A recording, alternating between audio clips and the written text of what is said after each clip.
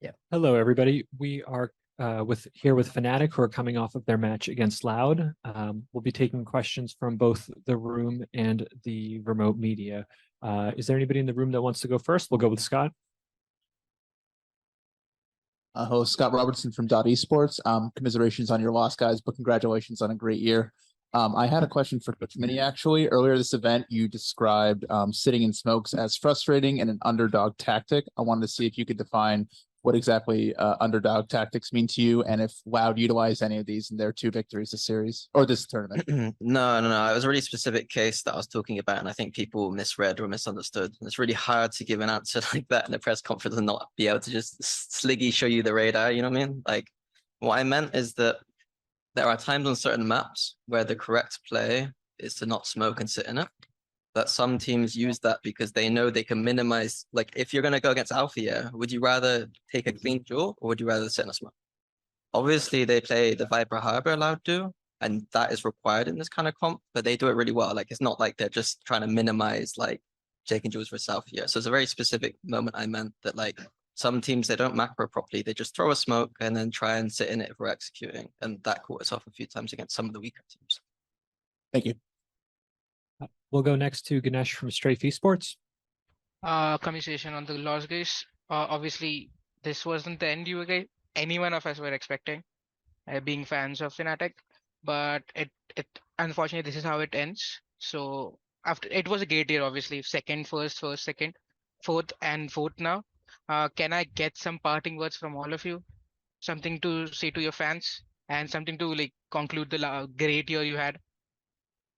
Thank you everyone for the support. Yeah, I mean, we had a great year. So champions, our form wasn't good enough. And, you know, like playing Loud, they're a great team. So yeah, just thank you everyone for the support. We'll be back next year and we'll try it again, I guess.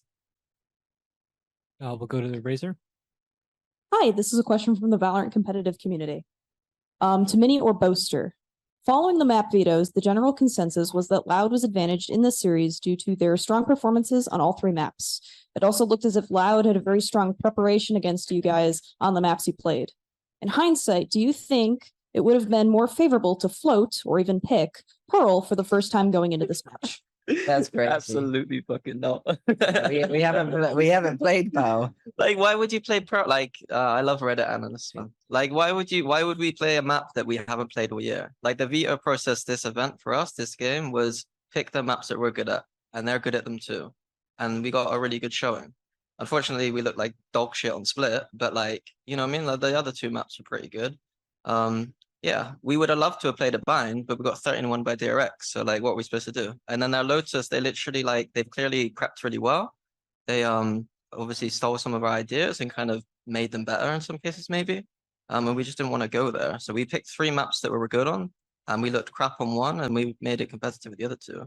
We beat them on Ascent, which is like they're supposed to have like a 90% win rate on defense or something stupid, and we like took them there. So people will talk shit, but like ultimately they don't have to sit here and do the job. So yeah, it is what it is.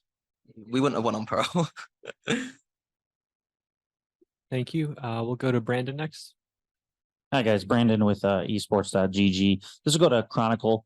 Earlier press conferences in the year and the other events, you know, you're very straightforward with, you know, kind of being in the moment, not too worried about past accomplishments, you know, ready to kind of lift the trophy at hand rather than talk about, you know, what happened in the past. So I just would like to ask you, you know, having won 2 tournaments this year, with it ending at champions here, are you kind of looking at the year sort of in a failing light, or do you believe it was, you know, an accomplishing year, kind of right in the moment now? How are you feeling?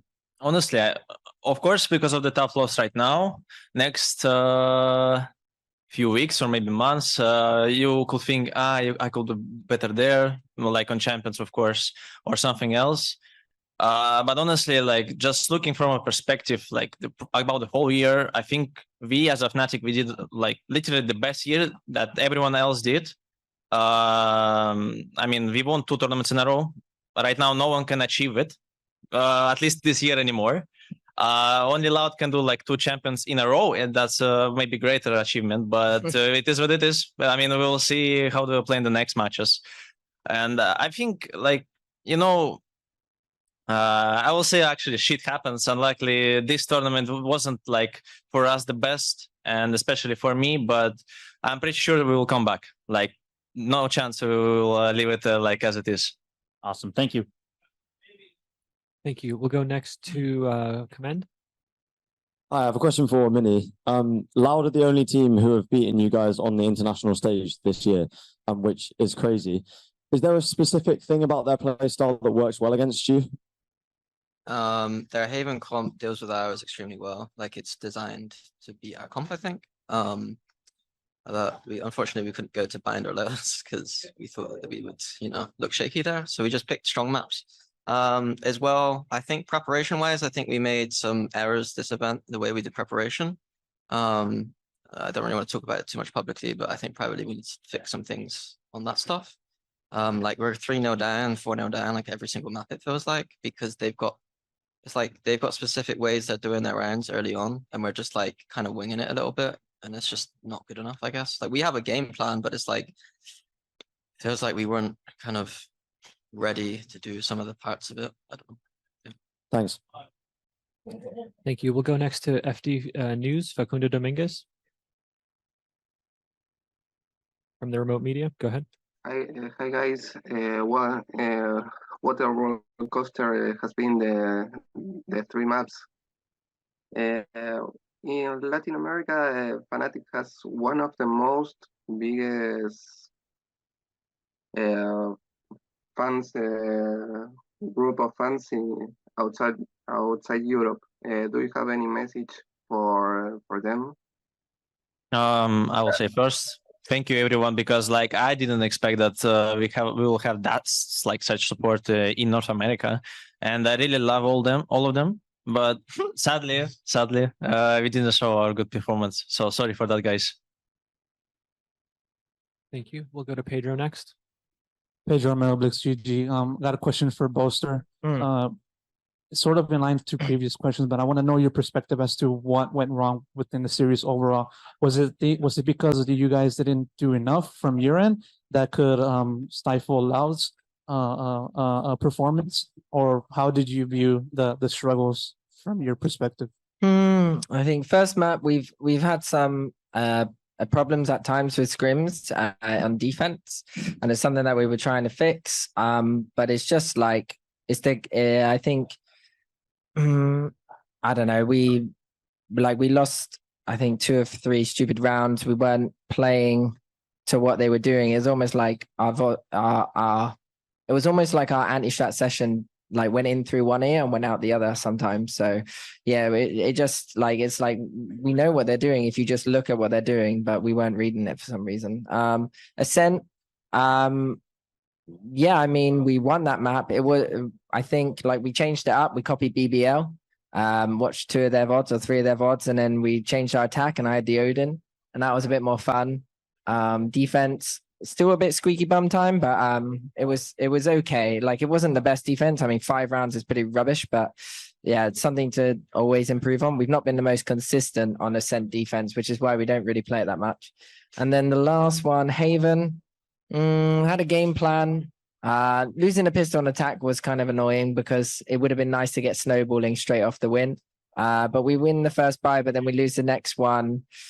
Yeah, we were just I don't know. I'd have to watch it back, but yeah, it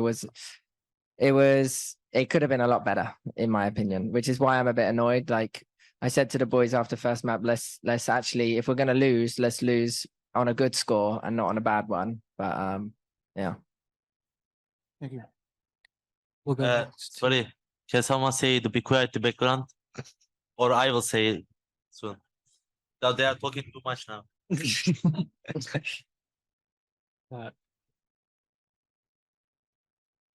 We'll go next to Nicholas Rocher from Directo Bogota. Thank you. My question goes to Boaster. At the beginning, it looked like a friendly match, and then it was more tense. Is there more pressure at the beginning or at the end of the match? I'm not really sure. Like this whole event, we've started off slow.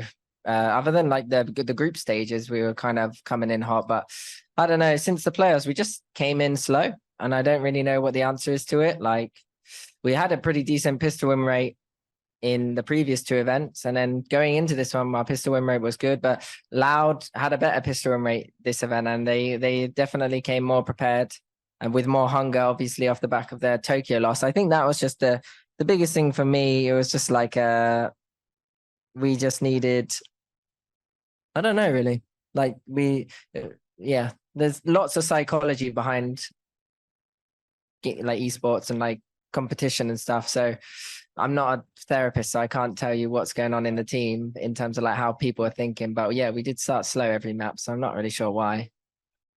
Thank you. Thank you. Razor, do you have one more? All right, I have another question from the Valorant competitive community. Hopefully it's a little more better. Do you feel that map 3 came down to the team's composition difference? As a viewer, it felt like Loud's Harbor Viper was much stronger than the solo controller of Astra that you guys ran. Yeah, I mean, Harbor's broken. Like, we experienced it versus DRX, and we were like, oh my goodness, that champ is broken. I mean, also on this Furia, map. bro. Yeah, Furia back in the day. It's just the Viper's just broken.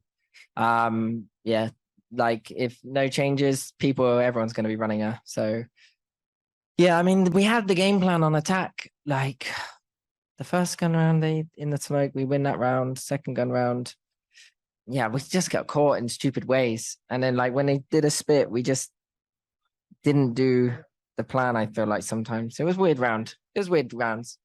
Like, yeah, their comps were much better than us on a Haven, but we were like, do we swap comps? But like, what, 1 day scrim, like between the break, like we weren't going to swap, put Chronicle on Sky for the extra info to play around it. It just didn't make sense. So we are just like, just believe in it. We tried to make a little game plan on defense, and I think it should have worked in my opinion, but once again, it's just like, you look at it and on paper, it's like, this is going to work. And then in reality, like, you don't know what your teammates are going to do when they do stuff on you and stuff. And it's just like, it's difficult. In game, you're like, what the hell is going on? Like, the walls are going up, harbor It was walls. going fine. We did that round where you over rotated off A. So we lost that round. And then we lost the round 5v4. Oh yeah, I remember the over rotate. Oh yeah, the 4v2 That was as it. well. 2 ecos, and then they rushed you with Viper ult. GG. Yeah, I should have. Oh, why did I not play plat? Bro, that's not for the review. We'll go to Scott next. Thank you. My question here is for Durka. Obviously you've seen the jet changes coming this morning, and clearly you've expressed you're not happy with the way Riot's going about it. Can you speak a little bit about some of your frustrations about the way Riot's implementing these changes, what you would have preferred to see going forward? Yeah, basically, I just hate how they kill an agent instead of balancing the other ones and making other ones better too. And a choice in your composition, like now, Jet is going to be probably dead, and it's going to happen the same thing as with Chamber, that some players are just going to get off the scene to tier 2 for like a couple of years, maybe till Jet comes back or Chamber. But yeah, I don't know. I feel like they're gonna do those changes not only for duelists. I mean, they changed Astra now, so I don't know how Boaster is gonna feel about that. Harbor, mate. Yeah, Harbor. I don't know. I'm waiting for the new agent. Maybe it's gonna be cool. But if not, then I might as well play, I don't know, Brimstone like Demon One and just throw same beacons for myself. Thank you. We'll go to Pedro next. Pedro Big CG again. I got a question for Leo, Alpha Year, either one of you, if you want to answer. I want to know your takeaways as to the year overall, given that you guys have been one of the key contributors to the team's success, both domestically and international. You know, how do you view the year in the way that has transpired, and also how do you look back at the team's performance in Champions? You know, and like. They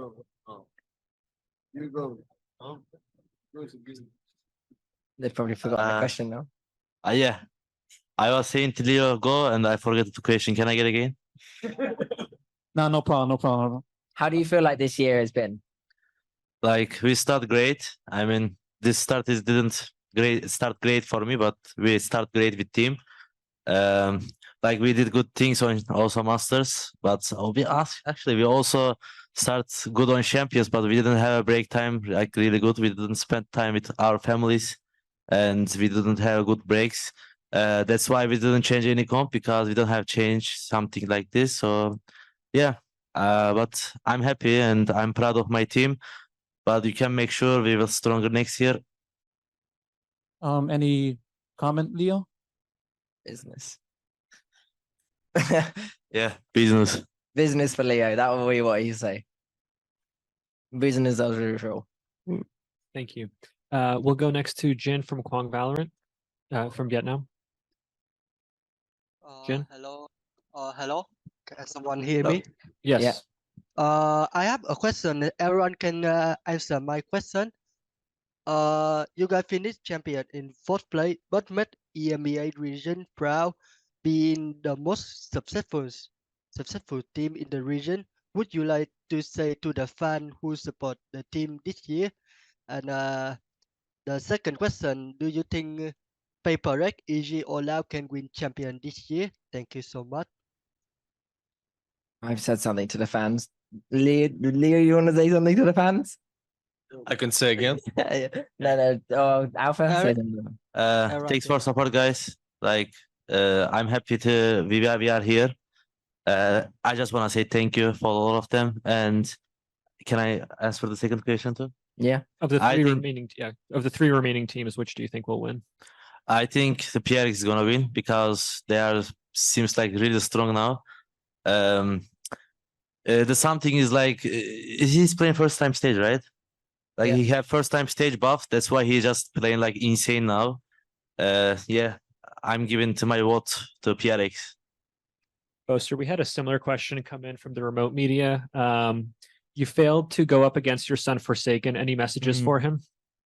I gave him a hug after the win today, so I'm just going to be there in the crowd supporting him, and that's all I got to say. So I copied his crosshair today.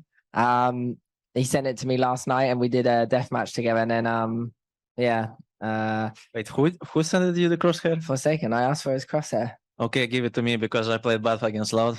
I need it. But yeah, just rooting for him. All the best, and yeah, don't get too pressured. Just close it out this time. I'd say that close it out.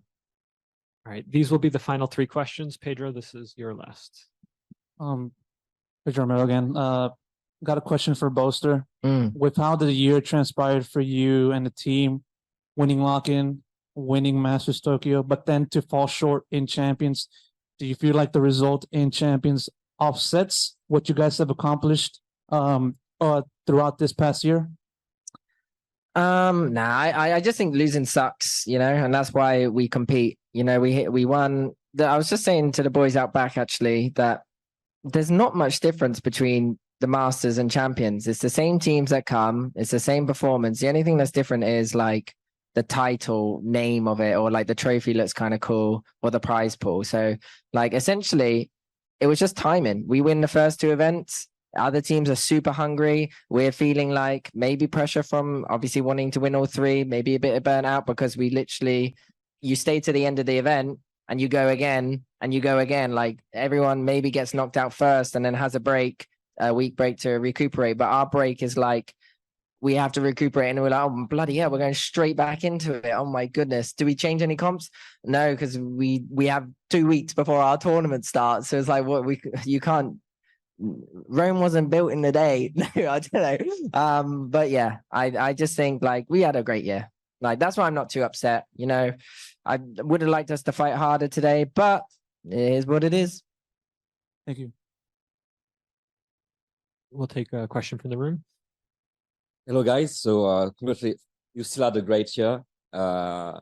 It ends not in a great way, but the question is for Fire and Chronicle. You both expressed a bit of frustration regarding the formats, and Chronicle, especially on Twitter, regarding the 2024 VCT formats. What would you need from Riot to make it better? Honestly, I will say first, I think some people misinterpreted my words, kinda. I say that I want the longer season.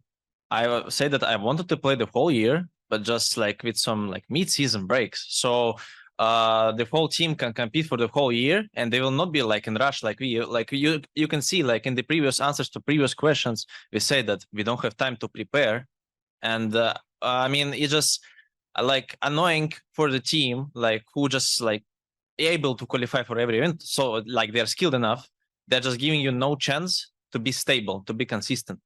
And also, like, there is a bigger risk of burning out. Like, everything could happen with you during this time, I will say. So, like, the only thing I will really want to is just like slightly like more time between like tournaments, so I can actually prepare, for example, or my team, like whoever.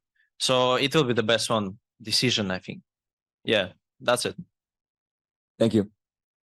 All right, and we'll have Razor close us out. Final question from the Valorant competitive community to Boaster and Mini. Did the team's strict structure throughout the whole season, as opposed to a more flexible playstyle, impact your results? Given that you consistently used similar compositions throughout the season, do you believe that during this tournament, other teams began to decipher your strategies and timings? I think that it did impact our results this year. It meant that we won 2 trophies and came top 4 at Champions. I mean, like, you look at other teams that change too much and it's awful. I will agree that there are things in our play that look like they can be prepared against, but it's not like we're not doing the same to Loud either. Like, Loud have tails on every single map, the same we have tails on every single map. But because they win, that's the question. And if we won, the same question would have been given to Loud. So it is what it is. Thank you. Fnatic, thank you so much for taking the time to speak with us today. Yeah, no worries.